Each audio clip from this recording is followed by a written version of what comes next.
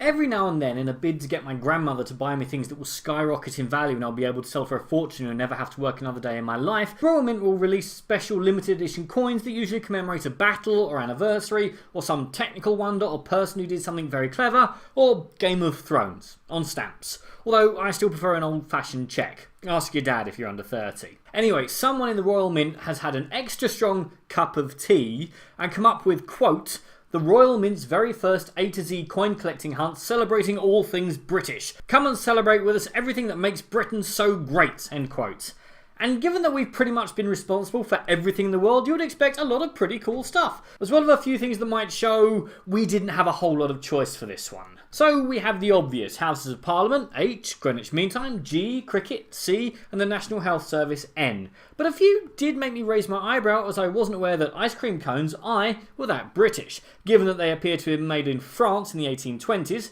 Robins, the bird, not comic book character, are found all throughout Europe, and was the Loch Ness Monster really the best we could do for L? Anyway, what got my nan very excited was that B was reserved for Bond, James Bond, which I don't get. I mean, he's not the only fictional character. King Arthur also gets a coin, but King Arthur's always stood for honour, chivalry, fighting monsters, and thrilling and exciting people since literally the 5th century. And as far as I can work out, Bond stands for the British value of wandering into other people's countries, stealing everything that isn't nailed down and having a good try at the stuff that is, then shooting anyone that gets annoyed at this, which is a value that I thought we were trying to get away from.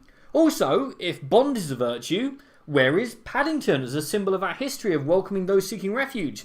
Harry Potter, the Doctor, Tarzan, Robin Hood, Sherlock Holmes, they have to be more identifiably British than the Macintosh, surely. This list reads less like a list of British values, whatever the hell they are, than someone who typed British stereotypes into Google or popped into one of those ghastly tourist traps that blight London in ever greater numbers.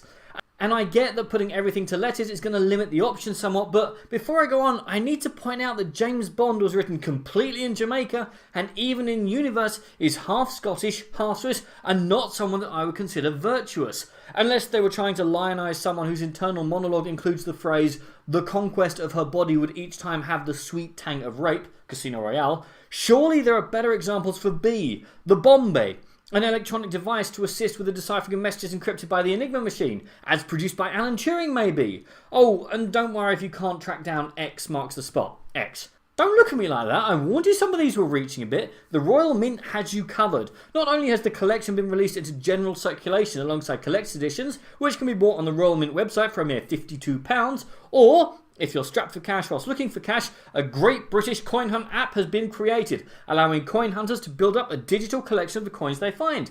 The app can be downloaded from the App Store or Google Play, with users able to scan the coin with their phone's camera. It features a heat map showing where different coins are being found, and directs users to swap shops where they can trade coins with other collectors. Anne Jessup, chief executive at the Royal Mint, said, quote, "These designs were selected because we feel they represent a diverse mix of elements that make up the country we all love. There is a lot to be proud of in the UK, whether it's at the highest level, our Houses of Parliament representing democracy and freedom of speech, technological advancements such as Tim Berners-Lee's World Wide Web, W, or just a good cup of tea, T. It's all here in the design.